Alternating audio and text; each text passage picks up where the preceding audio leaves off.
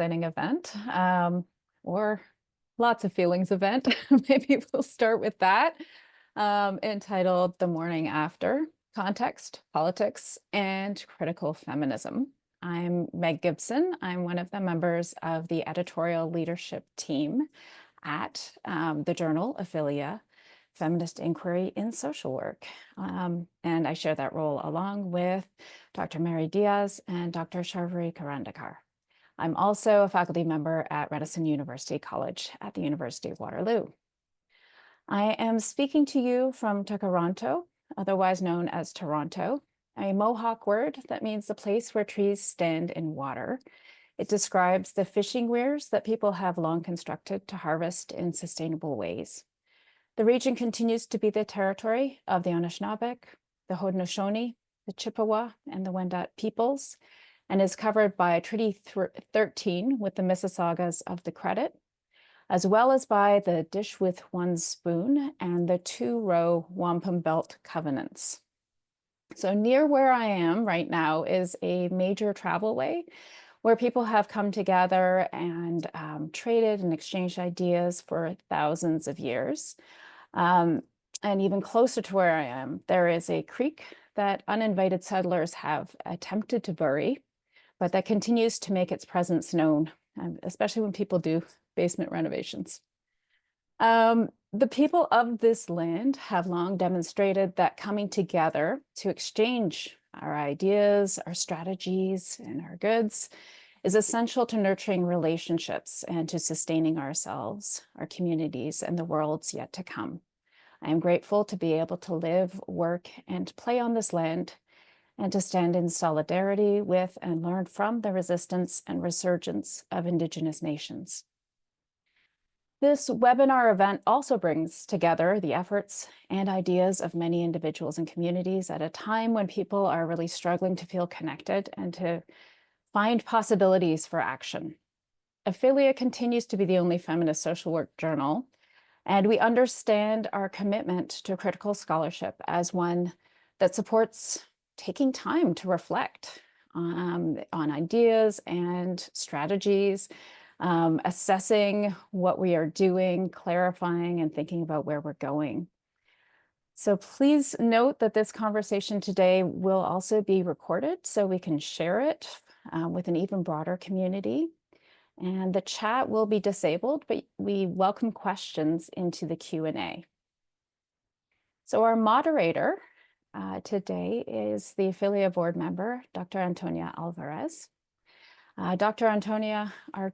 Alvarez is a queer Filipinx American scholar and mama, and an assistant professor at the Portland State University School of Social Work. Through the lenses of historical trauma, critical feminisms, and queerness, Antonia is committed to liberatory research and community-engaged practice with LGBTQI, Two-Spirit, Mahu communities of color. Using arts and culture-based interventions, her work explores health disparities and inequities and seeks solutions rooted in community well-being. Antonia received her PhD from the Graduate School of Social Work at the University of Denver, her MSW from the University of Michigan School of Social Work, and is a licensed social worker in Hawaii. And Dr. Alvarez will introduce our honored speakers, all of whom have contributed brilliant and vital work to Ophelia in this last turbulent year. Links will be shared through the chat as we go along. So I'll turn it over to you, Antonia. Thank you so much, Meg. Wonderful to see everyone. Good afternoon in the East, good mid-morning in the West. It's my pleasure to introduce two of our three. Hopefully the third will be joining, although I know that they are still finishing teaching their class this morning. Two of our three panelists. Let me start by introducing Megan Fowler. Megan's interdisciplinary scholarship is heavily invested in the political dimensions of social work, including the future horizons of what the field can become in our era of polycrisis, where myriad interconnected and entangled crises threaten our social, political, and ecological world. Megan works at the intersections of critical theory, feminist philosophy, queer ecology, and decolonial thought, with a particular interest in research methods that trouble the conceptual divide between micro and macro level phenomena in support of cultivating ways of being, thinking, perceiving, and relating otherwise, outside the dominant capitalistic, colonialist, white supremacist, cisheteropatriarchal, and anthropocentric scripts of modernity. Welcome, Megan. Resha Swanson-Varner is a fourth-year PhD candidate at the University of Chicago's Crown Family School of Social Work. Her research revolves around job quality, Black and Latinx workers, community organizing, and the use of preemption in the South to roll back worker rights. She is proud to merge her experiences as a Southern Black woman, an organizer, and worker in low-wage jobs in her research. Welcome, Resha. And Dr. Elizabeth Beck will be joining us, but I'm going to introduce her to the space anyway. Dr. Beck is a professor in the School of Social Work at the Andrew Young School of Policy Studies and the co-principal investigator in the Middle East Studies Professional Excellence Program at the School of Social Work at Georgia State University. Her research interests are in the areas of community development, forensic social work, and restorative justice. She has pursued these areas both as independent lines of inquiry and more recently as a consolidated focus of research.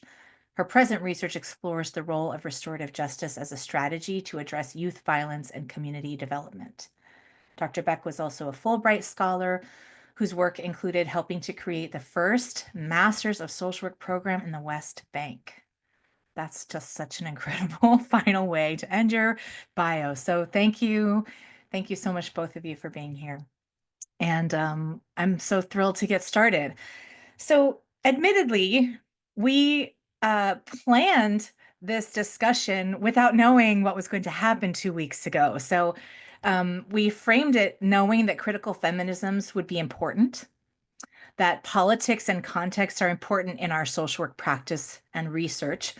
And we saw the 3 articles that each of you has contributed to this journal in the past year as really relevant to the stories that were starting to emerge throughout the election cycle in preparation and now kind of in the aftermath.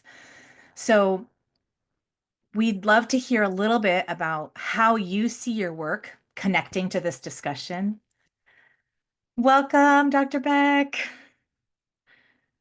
Elizabeth, thanks for joining us. You're muted, but you're live with us here on the webinar. Oh, Yes, okay. wonderful to see you. We just went through bios. We just introduced you to everyone. I know you just got done teaching, so take a breath and thanks so much for being here. So we're just kicking off our first question, which is that each of you know sort of why we invited you here on the article that really piqued our interest. 2 sort of intro questions to get us started and hear from you each. How do you think about critical feminisms in your work? And how do you envision your work connecting to or engaging with or contributing to political and structural change? So 2-part question.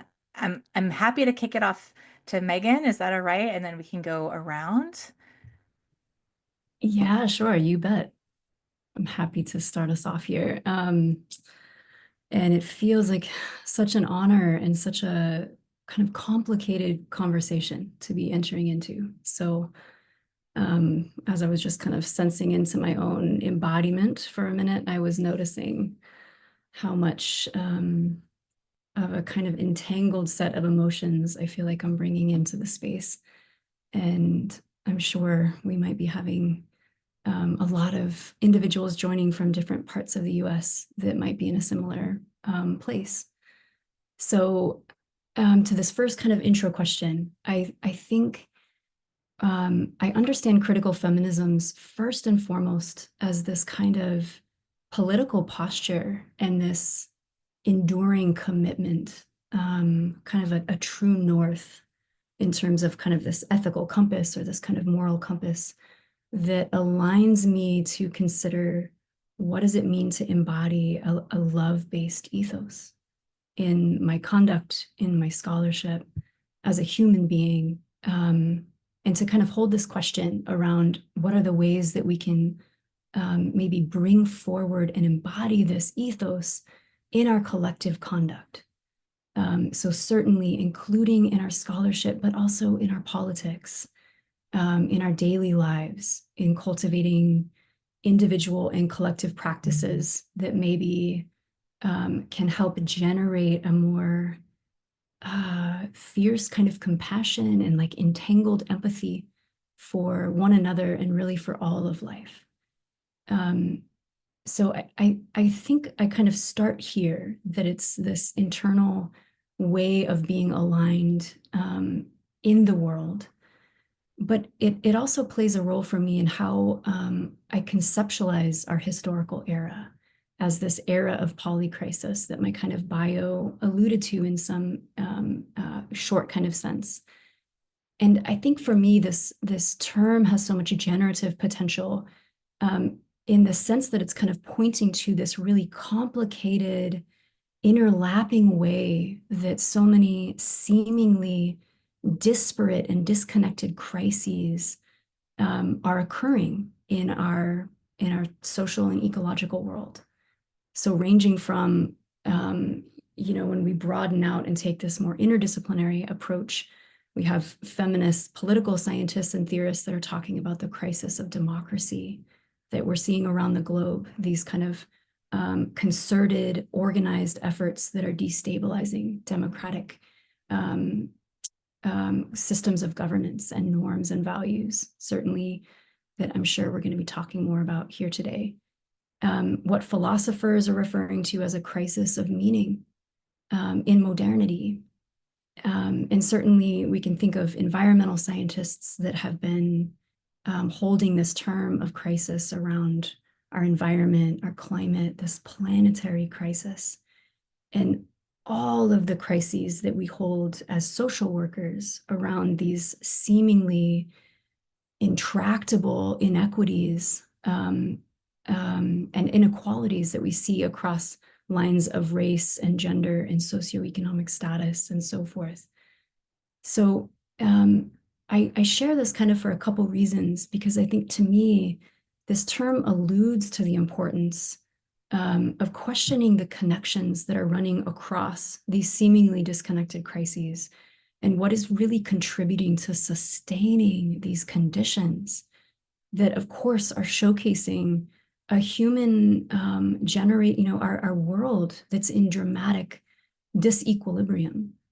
So to me, this is, when we kind of contextualize this question around the meaning of critical feminisms, and I'm holding this kind of context, I think of how this world is actually asking us and asking of our most prominent institutions like academia, of our most prominent organizations, including social work.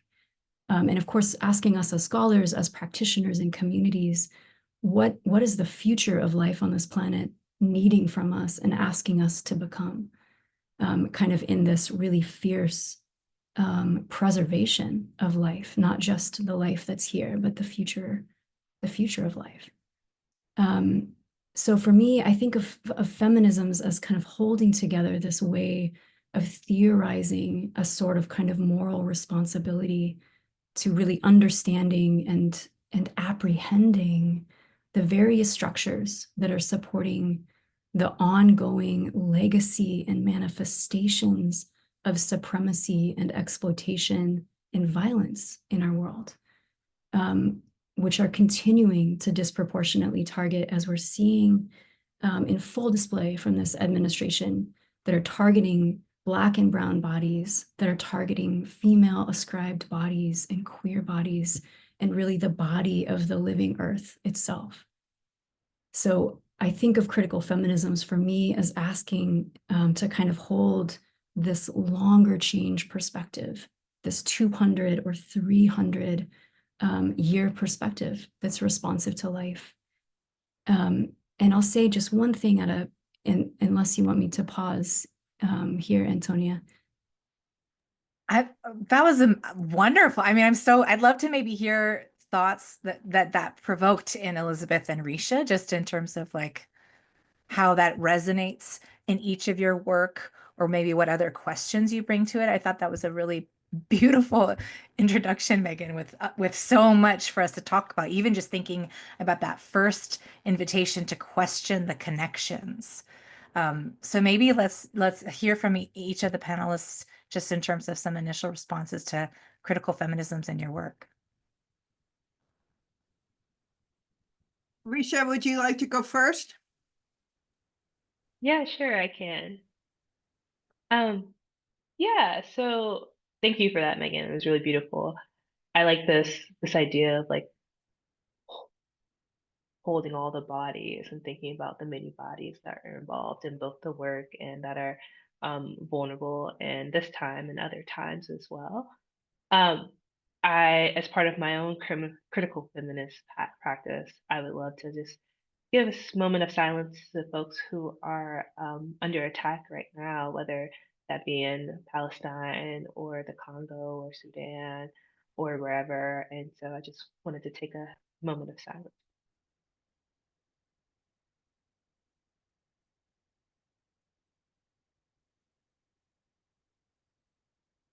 Thanks to folks who were able to participate.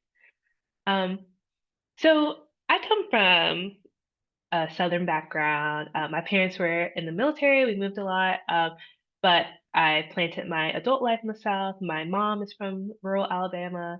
I like to say I like grew up in rural Missouri, but I became an adult in Alabama, and lived there for many years before I relocated to Chicago for school. And so my critical feminism is based very much in Southern tradition of Black women organizing. I've had the privilege, really just like the honor to like cut my teeth in organizing in Birmingham, and like feel the love of the city. And I think really grow in a way that was really special with the women, trans folks, queer folks, people who identify with the experiences of women around me. Um, and so I'm always grateful for that. And then I think academically, I've also positioned myself in that same vein under the work or in tandem with the work of Patricia Hill Collins, um, Hooks, very like scholars that are in the Black feminisms, and thinking about the ways that women, Black women, women described people are continuing to resist. So I think like oftentimes we think of critical feminisms within the refrain of like the many intersecting oppressions that we're facing and like how we can better understand those.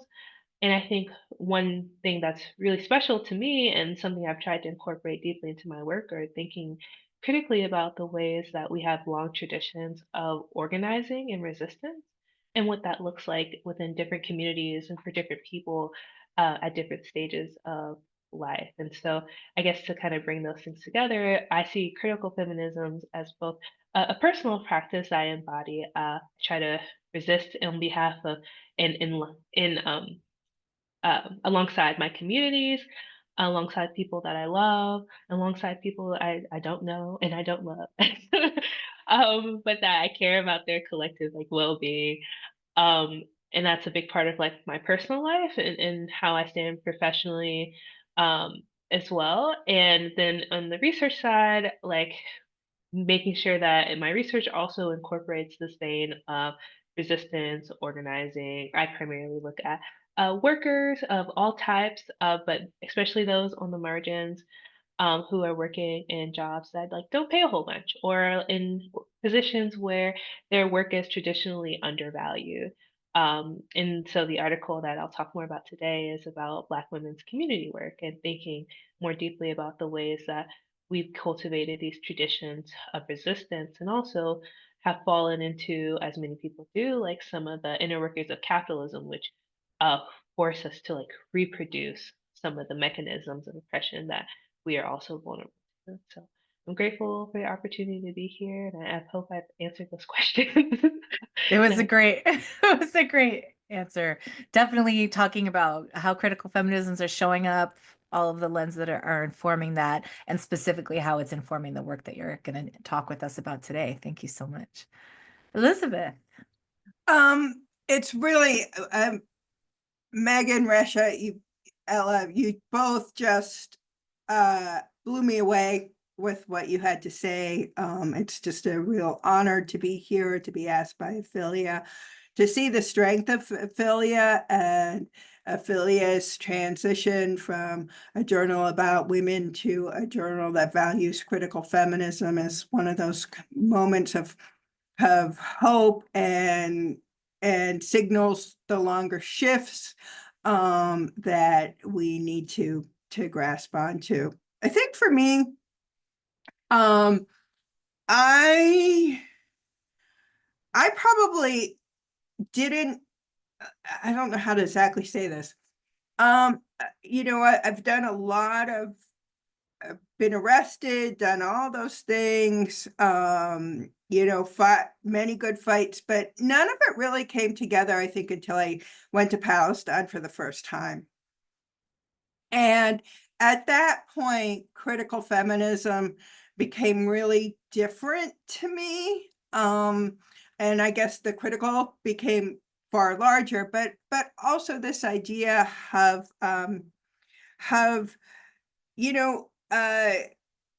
being happy, having a happy dinner with your loved ones is a moment of resistance. So it took on a far more global sense. It made ideas of truth telling far more important to me, and not necessarily the truth telling, but to really look at the structures that keeps from the truth telling. And to see the way in which, the feminist lineage of liberation is so strong. And, I was lucky enough to be very close with people who were part of that. And I think it gave me a much wider perspective. So I would say I had all of the pieces, but I really needed to be in that sort of dark truth-telling place for the pieces to fully come together. And in that capacity, what I would say is that in this moment, which feels really overwhelming, that sense of hope and possibility and truth telling needs to be so centered.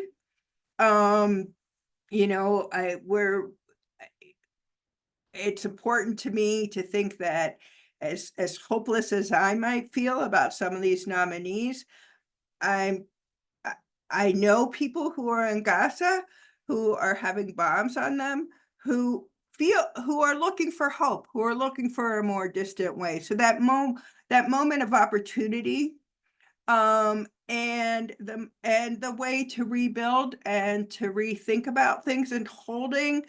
So for me, I think part of looking at things critically in a critical feminist way is to hold both the pain and the possibility, and to find the joy and the truth telling in it. So that was a very roundabout, but It was absolutely beautiful.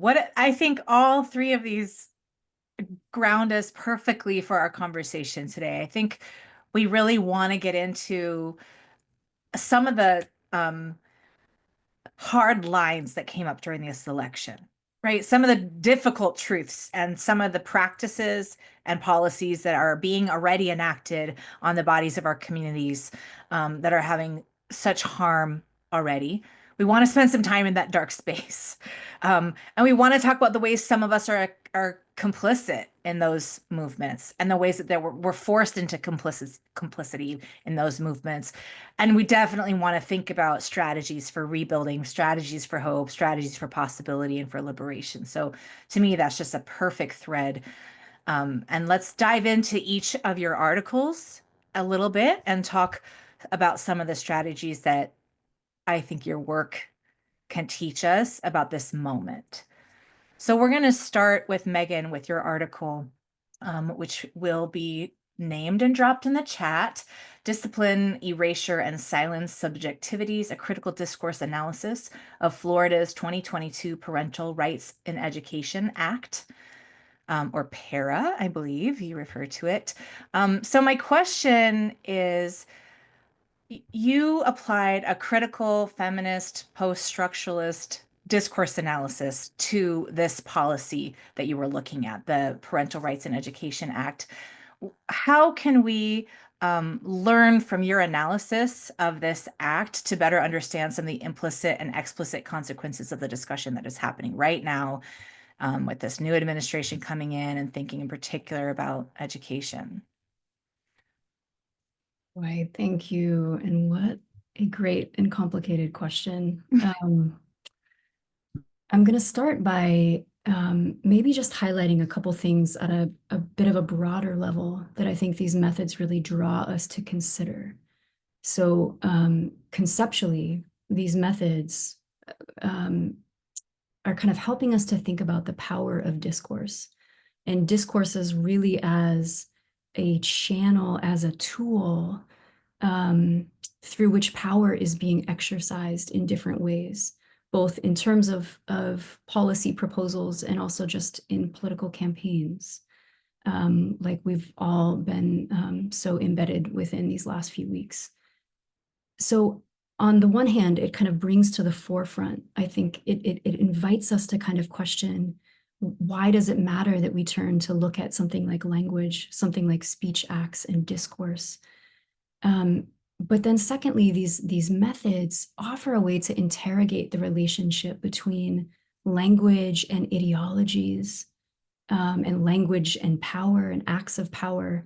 And really, in the context of this specific legislation, the Parental Rights in Education Act, or PRE, that language is being weaponized through policy, through politics, to secure a certain type of end. And what I kind of ultimately argue in this paper and in this project is that we're seeing the strategic use of discourse to secure a certain type of social order, including what types of subjects or subjectivities are even permitted. And in the context of this legislation, are permitted to speak, and about what. So for anyone that maybe isn't familiar with Parental Rights in Education Act, this was a policy that was officially accepted, passed in 2022, and enacted into law in Florida state. And it created some limitations on speech acts pertaining to gender and sexuality. And originally this was just in grades K through 3. So it was trying to limit instruction on a very unspecific way of defining what sexuality and gender could be talked about in conversations in these public spaces. And it's now been extended through grades K through 12. So this is all across all public schools in the state of Florida. And as we've now seen, it really served as this kind of original legislation that's been a copycat legislation in over 20 states. And I believe that is a statistic that's like a year old. So we're seeing some traction with this kind of gag order censorship around gender and sexuality. And I think it's so important to note, even though there wasn't space in this particular research article that's really focusing just on PRE, the broader context that this is happening, that this legislation is being written in. Of course, we're seeing limitations, not just on LGBTQIA plus peoples and their right to be able to give voice to their lived experiences, to their histories, but we're seeing this when it comes to teaching history, and limitations around not talking about slavery, not talking about shared histories, or the use of critical race theory in different contexts. Of course, all the way to our this backlash against DEI initiatives and movements. So my paper talks about, and of course, critical discourse analysis is looking at speech acts, but in conversation with a broader, what's kind of going on in this broader cultural and political milieu. But more specifically as a mode of language critique, one way that we can kind of think of critical discourse analysis that doesn't have as much traction in social work. It helps us kind of tune into discourse and rhetoric and how they're being deployed to justify the existence of certain policy proposals. And of course, it gives us an avenue to really interrogate with specificity and with precision how social problems are being represented in our politics through speech acts. So I don't know if you'd like me to say. I love that's such a helpful grounding to me in terms of the pre in general, and also what rhetoric can mean in the political realm. You give a few really great examples of like metaphor or ambiguity in policy that gets really weaponized in these moments. Could you give a couple examples either from the pre or from what you heard during this election cycle? Absolutely. There were a lot. I kept listening to the news and thinking, what would Megan say to this? Yeah, I actually had to really limit my engagement. So I around the election, I mean, so I'll speak to some of the connections that I can draw from this analysis. But certainly in the context of pre and from this analysis, what I was able to really uncover is this very strategic use of certain rhetorical devices, like the deployment of war as the central metaphor, and the intentional use of ambiguity that was written into this legislation, which really is securing certain types of functions that I think are important to spell out a little bit more clearly. So just to give a little bit more, maybe more of a concrete example, in looking at pre, war as a metaphor was signaled through intentional language choices that framed this whole legislation as, parental rights are under assault. We'd use this language of assault or are under attack kind of interchangeably. At different times, different proponents of this legislation were indicating that children must be safeguarded against woke tactics, against gender indoctrination.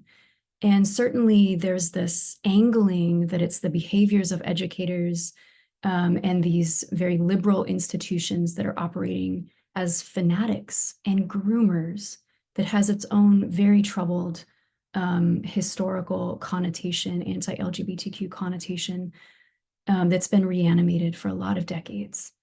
So at a functional level, that's just kind of giving us some ways that we can see this war as metaphor kind of coming to life in the discourse around this policy. But as at a functional level, drawing connections to something like war, this metaphoric kind of rhetorical device, can solicit greater acceptance and public support of policies, as the emotional impact of this type of rhetoric makes it harder for audiences to really recognize and engage with and kind of question the underlying factual claims that are being made, if there's any being made. So certainly this kind of constant emotional, this manipulation of kind of an emotional fear also helps to justify really severe draconian kind of political acts and policies. And certainly other policy analysts have talked about the use of war as a metaphor. This is a common kind of device, but it signals psychologically in some way that survival is at stake. And as a result, kind of higher costs of waging war are more easily justified and tolerated. So certainly we have just ample depictions of this in Trump's rhetoric, both in his former years in office, and then certainly leading up to this election, and perhaps most notably in this discourse around framing undocumented immigrants and this justification of this mass deportation, right, that should be signaling such a human rights concern and violation. And yet, right, these strategic uses of language to be manipulating kind of social support right, stirring up fears, kind of tweaking these emotional appeals to this type of policy. And we've seen this in so many different virulent displays from the Trump campaign across many different marginalized peoples using the same kind of metaphor. And certainly ambiguity is something that, you know, Trump would conveniently sidestep, actually getting into kind of the teeth of any policy position. And that allows people to kind of fill in the gaps with their own values and worldviews, to kind of make sense of what they think this administration will be doing in a more concrete way. So those are some of the initial kind of things that come to mind. I don't know if that's a good pausing point. I think that's really, really, really wonderful. I think I really wanted us to talk about war in particular as a metaphor. I actually think both parties used war as a metaphor, and the examples that you gave are really prescriptive, really clear, right? And I think you're right that the ambiguity partnering with that metaphor, right? The use of them in tandem gives it even more power and scope and breadth, right? I think that's a great and powerful place for us to start. We're going to talk a little bit more about some of the, I think some of the theories that underline these movements, right? I think if we move to you, Elizabeth, to talk a little bit about some of the ways that state violence is kind of wrapped up in some of these approaches to understanding and the ways that our bodies are wrapped up in those frameworks. Elizabeth, the article that we're talking about with you today is Reproductive Justice, Bodily Autonomy, and State Violence.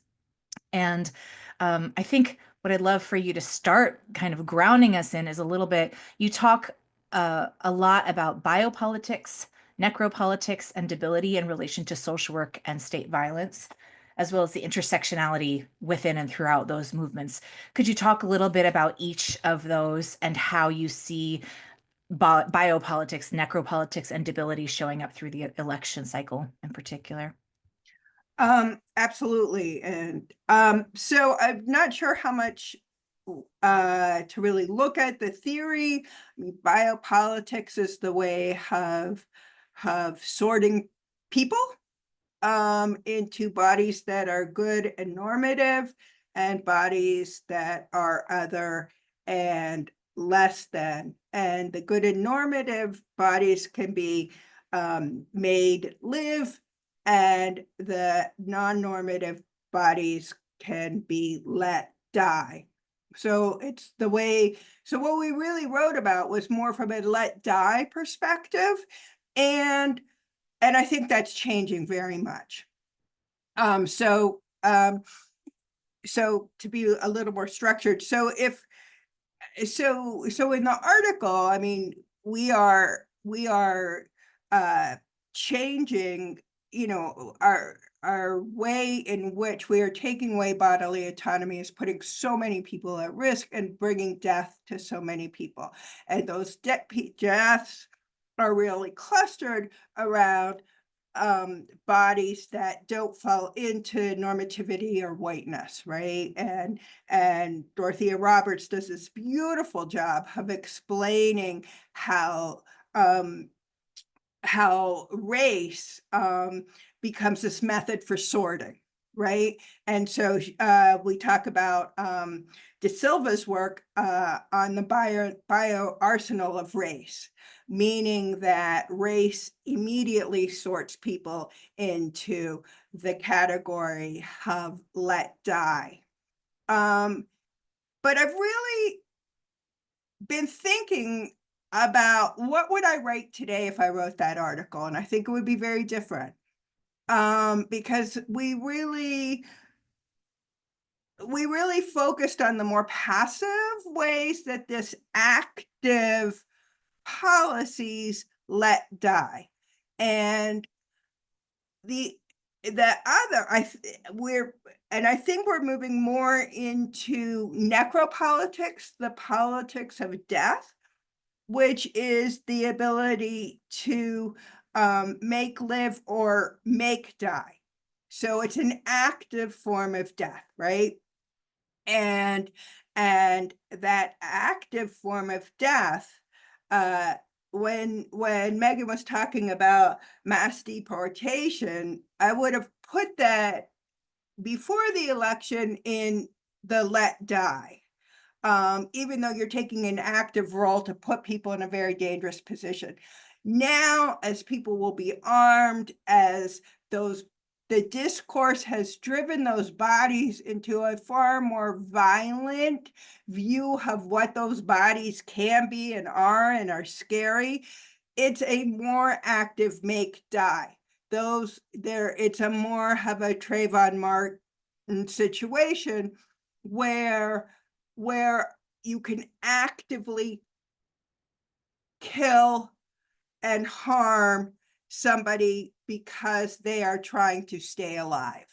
So I think we're potentially at a very big change. So the article really talks about the biopolitics of, controls on bodily autonomy, but I think as we begin to see the clusters and the effects of the discourse, and the effects of weaponizing of so many bodies, we are moving more into a potentially more of a well, I think honestly, in terms of, I just don't want to be that negative, in terms of in terms of a place where make die is far more acceptable.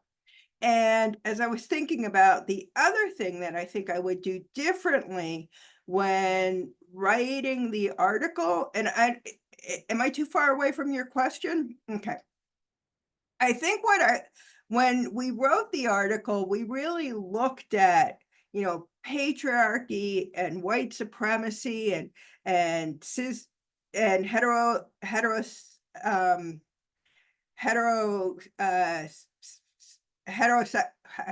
stumbling over the word, hetero Normativity and heterosexual. sexualism. Yeah.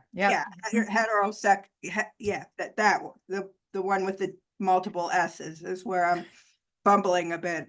As sort of the endpoints, like, this is an act of white supremacy. This is an act of heterosexualism, which is the word I want to use. And that's bad because those things harm people, create environments, have let die. But then when you start putting them all together into a constellation, which is what I think we're doing now, we've really gone from one sort of ballpark where we're fighting white supremacy and heterosexism and cisgenderism and all of those pieces to a very different ballpark where anything outside of that what is good, and that would include Christianity and nationalism and all those additional components, non-universities. When I think about RFK, I think about what will he mean for a public university? What will he mean for a public hospital when we don't have that money from NIH, and whether that's good or bad, and we all know it's neoliberal. But when we don't have that, what does that mean to public education? So I think we're moving to a far different world, and I am not totally clear in my mind what that is. But it's a lot scarier. It's a lot more death active, and it also brings more possibility because it's so disruptive, and the economy will potentially collapse. And so then there's that opportunity. And so do we spend that time? How do we build the coalition that's really there to fill that space of that opportunity? And I think that is the perfect segue to social reproduction. That is absolutely stunning. Death active, like moving into a more death active time. Wow, Elizabeth, thank you. That was really, really helpful. I think it's really, I don't think it's not hopeful. I think we need to name it so that we can understand it. I think it's helpful. I think if it's a death active time, we're in an active time of prevention and intervention, right? We know how to respond to those moments. In many ways, framing something as passive when it has such incredible consequences feels more hurtful to me, right? So, and I do think this is a beautiful segue, but I also want to make sure we circle back to the ways that different bodies are affected by these moments differently. And that's, I think, exactly where Resha can take us, and then we can wrap that way too. Resha, your work that we're going to be talking about today is from the article Uncovering the Transformative Labor in Black Women's Community Work. You talk about the CTRL framework, which is a spectrum from reproductive to transformative community work and is identified across 4 dimensions. Can you talk to us a little bit about this spectrum and those 4 dimensions, and also how you see it connecting to this broader conversation we're having? Yeah, for sure. I would be totally remiss in this moment if I did not mention my most wonderful co-author, Erin Carry On, who, when we started this article, was like 1 week pregnant, and by the time it was over the finish line, both the baby was born and the article was born. So we often joke that we gave birth to like 2 different things. And so thank you so much, Erin, for just like being in community with me. She's super awesome.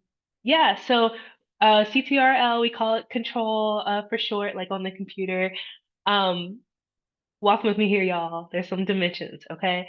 So at its base level, the control is this idea that labor is really multiform. And even though we may be participating in community work, that community work is not necessarily disrupting capitalism, it's not necessarily disrupting the status quo, so to speak, though it may be in the community. So we've created the control framework with the idea that, like, well, you could have labor that is more social reproductive in that it is there's 4 dimensions in that it produces labor power that serves the accumulation of wealth. Okay. It's limited in autonomy, and perhaps your work is not necessarily worker-led or informed, and those who are in leadership roles don't necessarily represent the community that you're serving. It's motivated by survival, material needs, and possibly interpersonal love. And its value is different. It may be paid or unpaid. And dominant institutions tend to extract undervalued labor for economic value. So what that could look like in like tangible terms is, think of like a child welfare caseworker, right? Your work is undervalued, though it's required for the system to function. It's not necessarily worker led, though it may be, and you probably have pretty limited autonomy within that. We just lost your audio.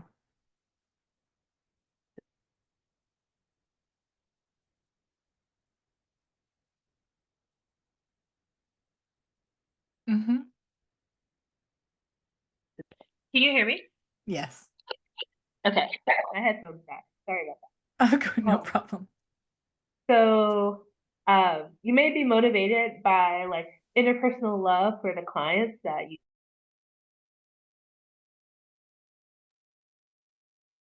We just lost you again.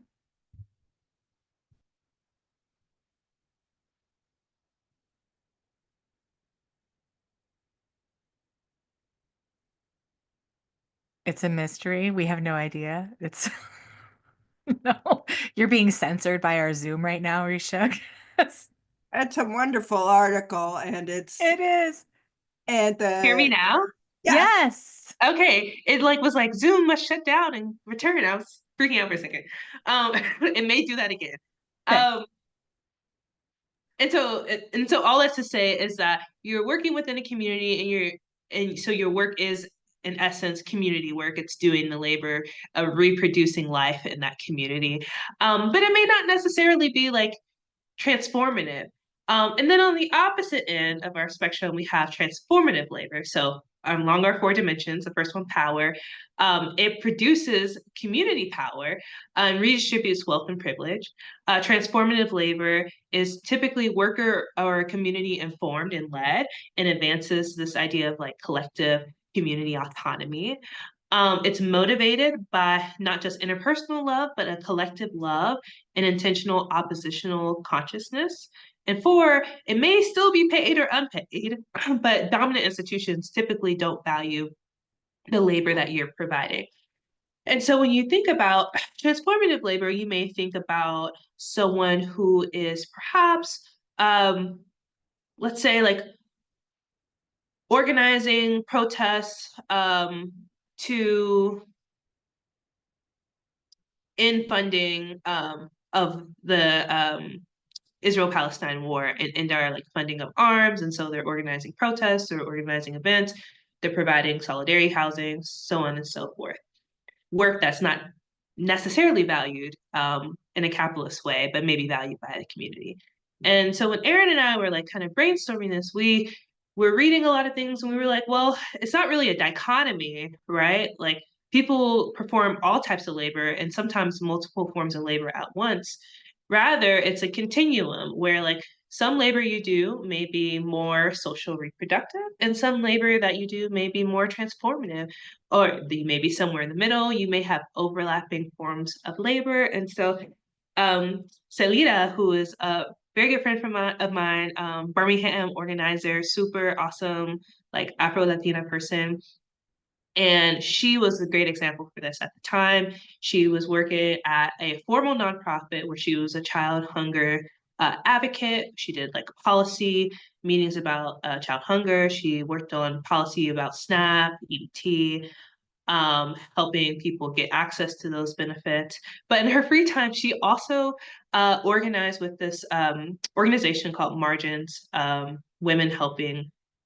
Margins Community, Black Women Helping Black Women.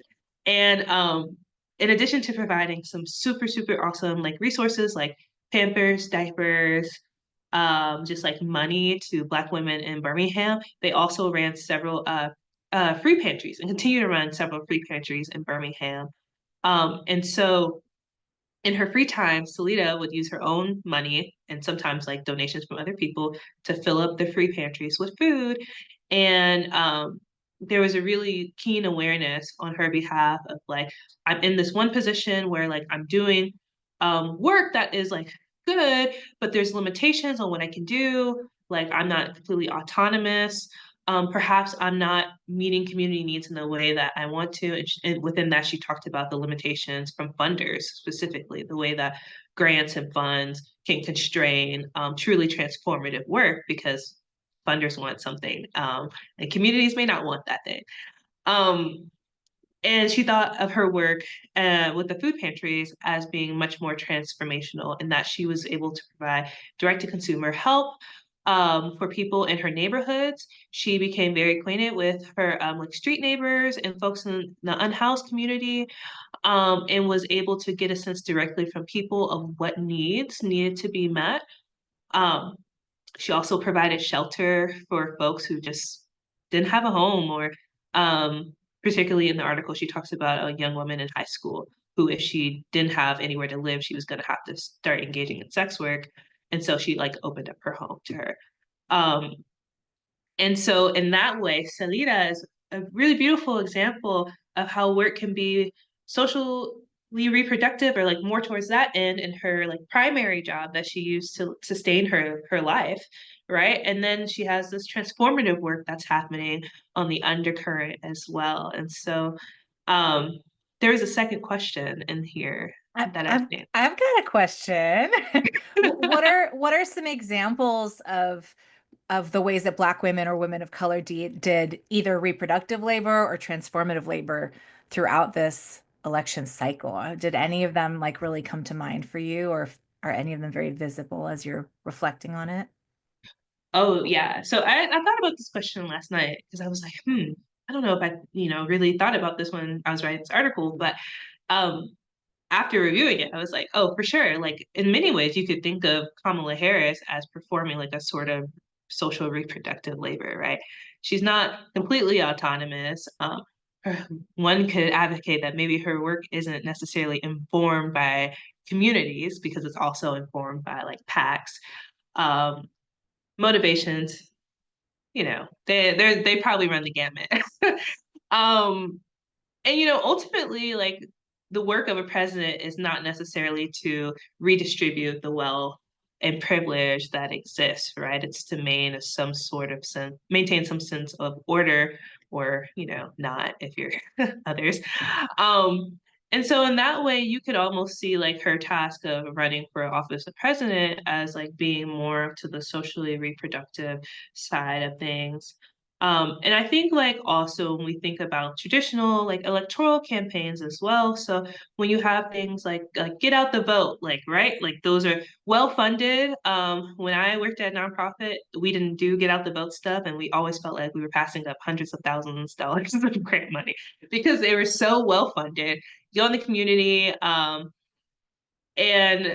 you're motivated by interpersonal love and you want people to go out and vote. And I think there can be something disruptive about voting, right? Like securing the right to vote for people who are incarcerated or people who are being systematically disenfranchised. Like that could possibly push that work to being more like transformative. Put that in opposition to maybe folks who are doing like ground building or on the groundwork to build up communities to fight against like climate change, and they're like taking a more like radical community centered approach to like maybe voting within that, right? Maybe they have their electoral candidates in addition to having like organized resistance campaigns that help stop climate change or like environmental racism. And so like again, like I think in the election, like there were many ways that like social reproductive labor and transformative labor were coming out. And again, I guess I want to emphasize that it's never quite like just one or the other. And it's likely that it won't be clear necessarily. Like you'll recognize the trappings of one, the trappings of the other, but most people tend to kind of like sway back and forth on the continuum. And so yeah, and I think that's where I'll leave that. I think I really appreciate, and it's also not like it's a necessary, we don't have to understand reproductive as bad and transformative as good.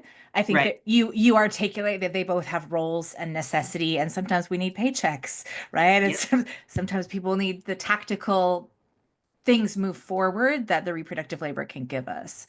But yeah, to your point, I mean, there were definitely examples of women of color and Black women in particular who I do think were more on the transformative side, even through their maybe more reproductive role. I think of Representative Rashida Tlaib from Detroit. There were a lot of people who I saw doing what I thought of as really moving towards that transformative, and to Elizabeth's point, more coalitional labor.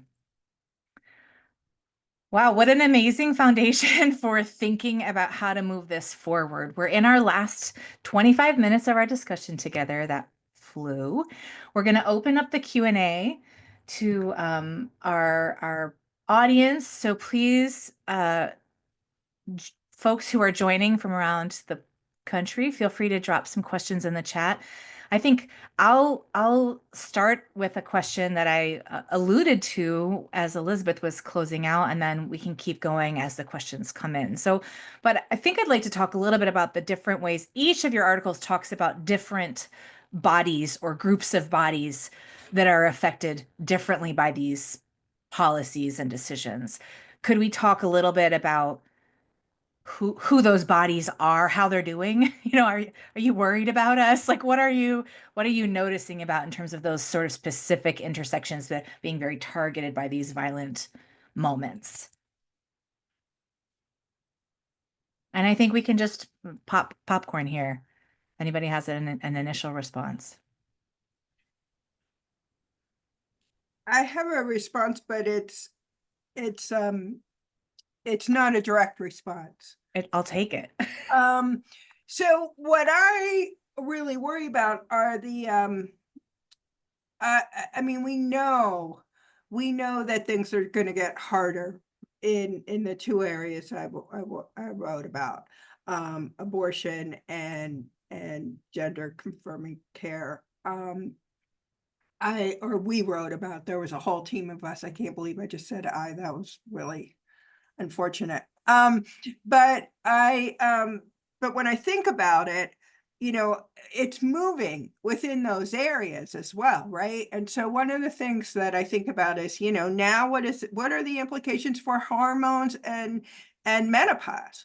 And then if there's implications for hormones and menopause, then what's the implications for women's leadership and ways in which women are going to be, you know, unable to perform jobs because they're menopausal. And so it's growing in profound ways for the specific bodies that our article talked about. I also think that it's growing in terms of beyond bodies. So that, you know, what does my positionality as a academic working in a social justice field in the South is different. And that's not related to my body. It's related to where I choose to put my body, but it's growing in terms of how one views the world, in terms of one's value system. I mean, I was fooling with it today and I was almost thinking it's like we have biopolitics and necropolitics. Maybe the next thing is neuropolitics, in the idea that what you think about then slights you in terms of danger. So for the specific bodies we wrote about, it's unfathomable. And I wish it just stopped there. I also go back and remind myself a lot. I mean, in 1979, when the Hyde Amendment came out and said that you know, there was no federal funds for abortion, there were the exceptions.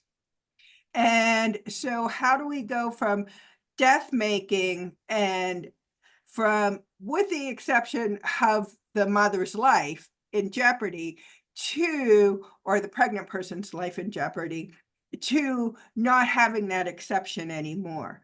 And so as we get more repressive, we're also part of a continuum that has gotten more repressive over time. Thank you. I was a little more, what do they call it? High level than specific questions. So I hope others. Yeah. Others. Megan, I saw you getting ready. I'm happy to jump in unless Resha, you'd like to go first. Okay. I'll try to be really brief because I'm looks like maybe noticing that there's some Q&A popping in. I think while I was very much focusing on kind of the methods in this paper and kind of highlighting the relevance of discourse analysis and thinking about what these different rhetorical devices are kind of doing in our politics, the paper that I'm talking with you all about here today, and some of my concerns, back to your kind of question, Antonia, I think are maybe best encapsulated by trying to link us that rhetoric and speech acts are important to understand as in addition to the ways that they have very material consequences in our lives on bodies. So certainly restrictions around gender affirming care, where, you know, that is recognized as absolutely life-saving for so many of our youth and adolescents and young adults. I've hold some very serious concerns there. I think we're seeing certain populations, LGBTQ, queer, and people at the intersections, BIPOC queer individuals, and LGBTQIA individuals, maybe positioned also with disabilities or differential abilities. The Trevor Project one of our kind of nation's leading LGBTQ plus services, highlighted that just in the day following the election, they had a spike of over 700% of demand for their crisis services. And we already know that this is on top of an unprecedented spike for queer people happening in this nation in terms of this kind of mental health crisis and suicidality that's been now demonstratingly trending up in response to all of this legislation. And then certainly individuals that are experiencing multiply marginalized, compounded social positions. We can only imagine how the entanglement of this racist and misogynistic and transphobic rhetoric, in addition to so many other things, is compounding distress for so many. So I think recognizing and holding that is going to be really imperative in our years to come as scholars and educators.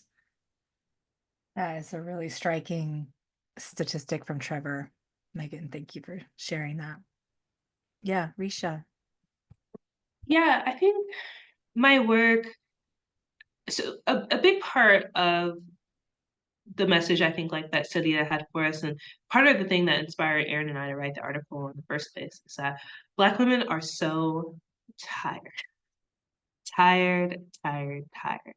And not just like, I need a nap, but like you feel it in your bones and you have been fighting for generations, just nonstop. And we're not the only ones. But a lot of the Black women I know that are doing a lot of really awesome work in this organizing space are just like, their mental health is in the toilet, right? Because every day you're fighting for like the right to exist, even something as basic as like water, like clean water in your community, you know, like access to food, like to not be smelling like the remnants of like a paper mill 24/7, things like that. And it's hard, you know. I in addition to Black women, I'll say also that like when under the first Trump campaign, and this was really like my first like career job, I was an immigrant rights organizer and worker organizer in Birmingham. And, you know, there were oftentimes men in charge of these like organizations, but when it came time to like organize events, put things together, there were like the comadres, like women, trans folks that were the ones doing all of the work. And then people died. Like we had a whole pandemic, right? There was a whole pandemic. People died. We needed folks to like deliver masks, food. It was a lot of like women doing and femme folks doing that work.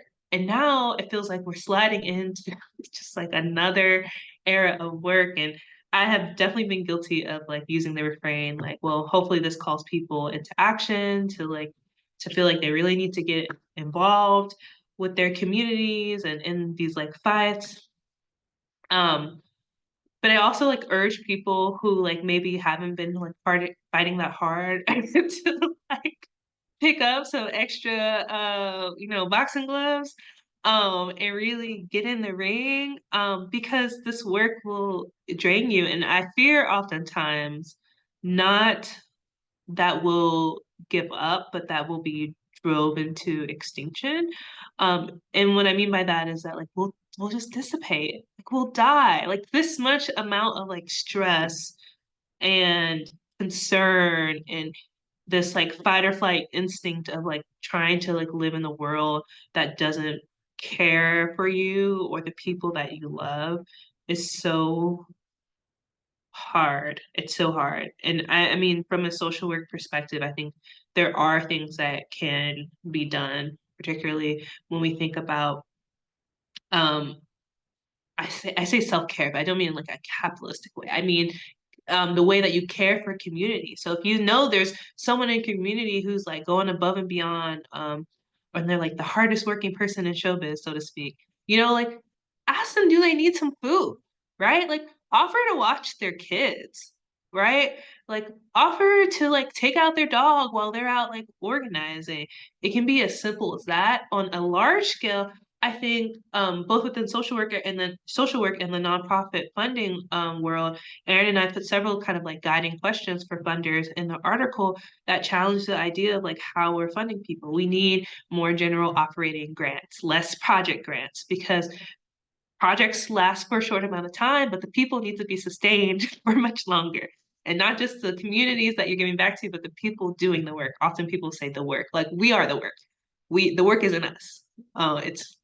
There's no like amorphous like work that's happening. Like we do the work and we are the work.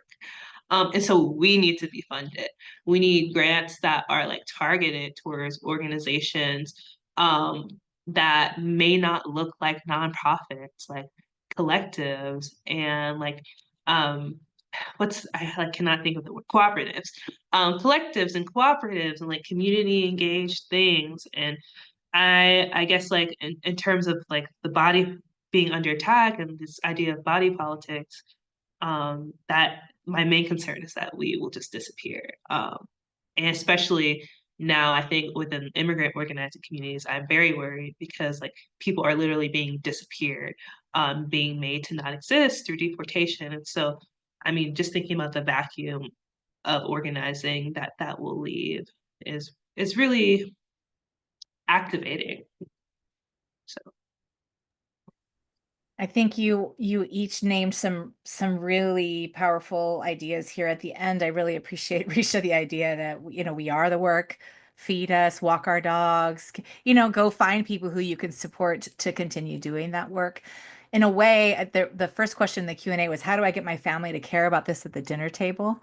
And I think to some extent, it's giving some small strategies for how to not lose the momentum and how not to lose the hope. And I think in some of the ways, it's like find people who are doing the work and support the work they're doing or support their bodies in the work, right? Just as you said.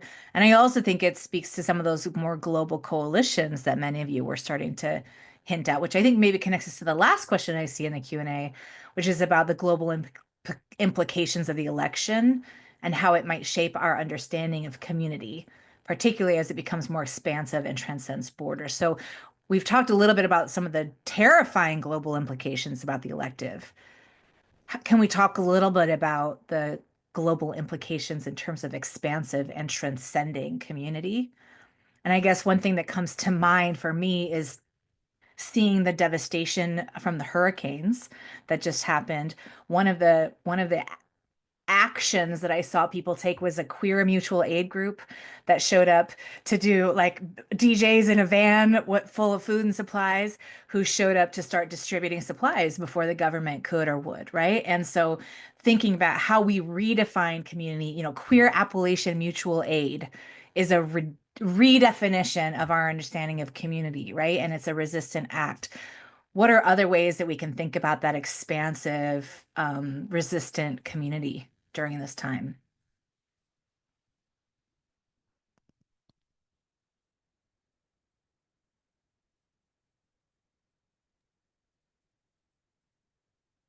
I'm a bit stymied. I love your example, and I also love, I'd love to see JD's Vance's face when he heard it.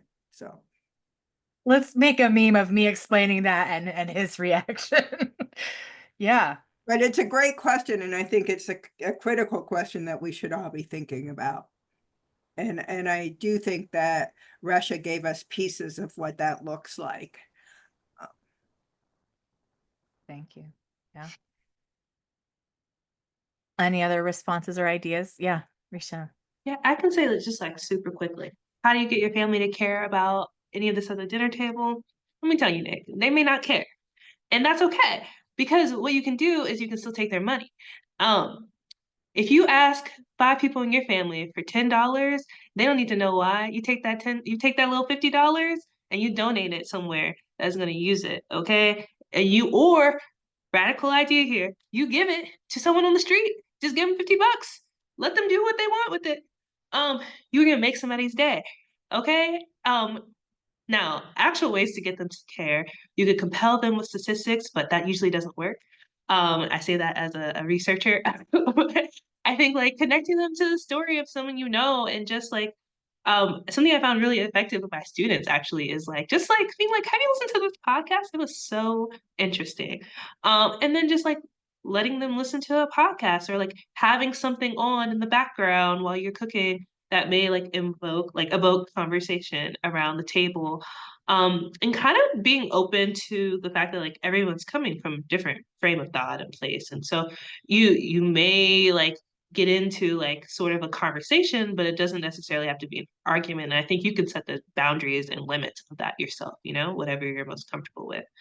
Um, and this then to like the global expansive um like way we're thinking about this moment. I think like all of our fates are intertwined. Like there's this great like conceptual framework of like oh my gosh, I just forgot it. I think it's interlinked fates.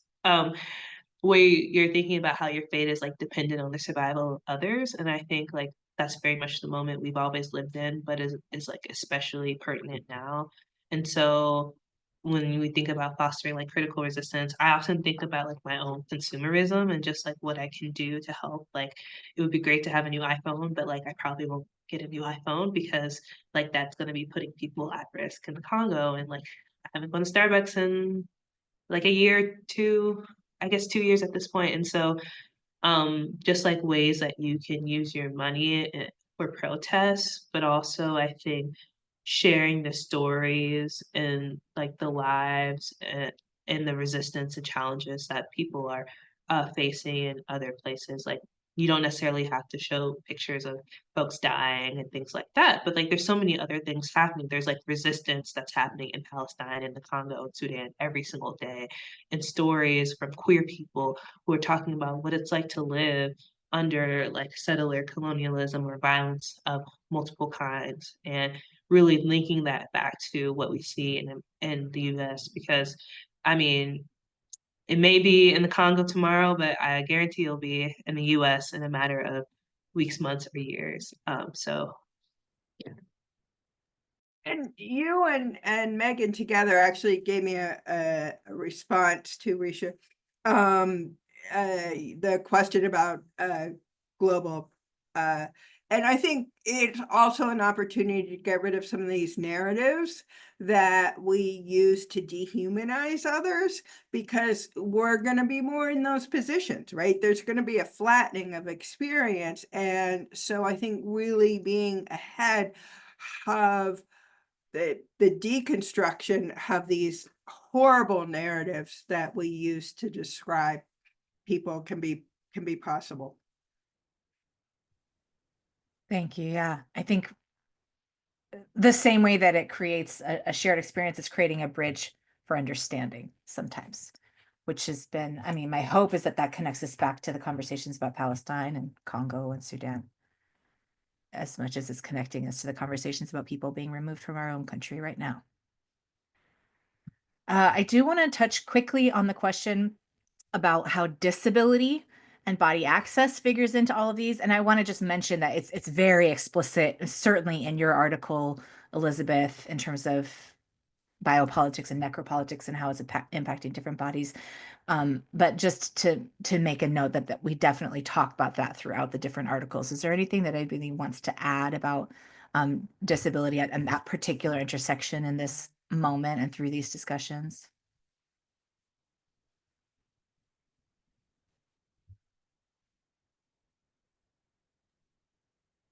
I think that some of the best organizing that we've seen has been over times with the disability community. And I think that, again, more actively building coalitions, but really learning from that experience and going through and looking at what happened in Denver that made the bus accessible. Like, what are the details, the nitty gritty details? How can we use that? How can we make an alignment with all of our concerns about our bodies and about our safety, and learn from that? Was profound work. And I think we need to lift it up more. That's a great example of some of the ways that cross coalitional work, intersectional work, and like really tangible political work, right? Small changes. There was a lot of work done on curb height in Denver, and widening curb access, right? There's just lots of small pieces that have contributed to that larger movement that I think is so important for us to think and talk about.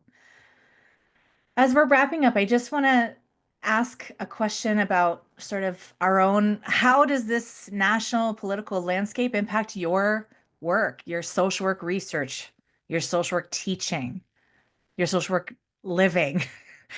Just any closing thoughts or reflections for what your work looks like in this coming year and what's coming to mind. And maybe we can just hear from each of you. So maybe we can come back to you, Megan, and start there. Yeah, sure. I think what immediately comes to mind, and I'll try to just keep this really concise. I feel like we've touched on this in different ways, and each of the panelists have kind of brought this to life in different ways. Something about critical feminisms for me, it's not just about analysis and critique and deconstruction, but it's also, there's this imperative of how it can be used to give vision, to support a kind of liberatory visioning of future possibilities. And I think this maybe speaks in some ways to the last kind of Q&A questions that just came in. But I think we need to be, from my perspective and my kind of sensibility of this moment, we need to be fostering hope, and we need to be fostering vision. We need to be supporting individuals in their differentiated locations that are being impacted by this onslaught, so that we can be harnessing these dynamics of differences as strengths to be moving us forward, as ways to be understanding aspects of this social world and what we need to see different, so that there can be a more life-affirming future. And I think part of that re-envisioning community, this question in the Q&A, absolutely has to be about decentering humans from the focal point of what we're doing, this anthropocentric focus, and thinking about how can we be in community and solidarity with the earth as a body, with the more than human world as a body. And I fully believe that that's going to be a part of what can help illuminate a way forward in all of these other aspects of social justice. Sorry, that was a little long. No, it was perfect. Elizabeth. That was really beautiful. Thank you so much, Megan. For me, I've been thinking about the kind of being a little more, I don't know if the word thoughtful, a little more thoughtful about my emotions. So making a commitment to Loretta Ross's idea of calling in instead of calling out, thinking about the role of shame and the hardship that shame brings to people, and violence as internalized shame, and then holding my anger and trying to be thoughtful about the ways in which those coexist. And I think it will be that thoughtfulness that will work its way into my writing and my teaching and my scholarship. Thank you. Yeah, I think both of those things, particularly for me, like I'm teaching a few classes this year, and I think the classroom for me is like such a powerful place, because students are often coming from like having either like a very like critical framework or like have never thought about these things at all, neither of which is a bad or good thing. But like it is such an honor, like every day that I get to stand up there and like present information to them. And like that is an opportunity for like power to come into play, right? Like our pedagogy is not like neutral, and I don't think that it should be. I doubt that white supremacists who educate think very hard about about like bringing their perspectives into their work, and so I do not hesitate. And I think this opportunity to like not just provide information, but to like really uplift the stories of folks who have these like experiences of resistance and experience of hardship. Like I invite social workers into my classrooms to talk. I teach class about race, so I feel like I have a lot of leeway in that particular way. And I try to bring in as many folks like from the South that I can, because like I think the histories there are often forgotten, as well as the like contemporary, like what's happening. And so stepping into that space as a social worker, and also someone with like a critical lens, is such an honor and a privilege, and I try to use that as a real place to let my practice meet my my theory. Amazing. Thank you so much. I'm not sure that we did the whole like hope visioning, but I think we got closer. And I think helping us name some of the feelings we're having and some of the stories we're hearing and some of the defeat or exhaustion that we're feeling collectively is so critical to the next steps in this work. I want to thank each of you and your co-authors for what you've contributed to Ophelia. All of your co-authors are here in the space with us. And I want to thank Ophelia. Please check Ophelia out if you are a little bit new to our community. We will drop some links in the chat for that today. And just a final much gratitude for Resha and Megan and Elizabeth today. Thank you all so much.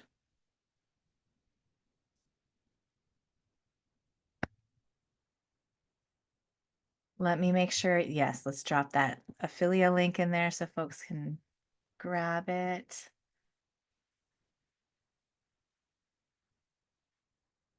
Wonderful. And please feel free to reach out if additional questions come up. The recording of this discussion will be posted on our YouTube channel. And the links for these amazing articles are all in the chat, so please go check them out. Thank you, everyone. Have a great day. Good luck to us.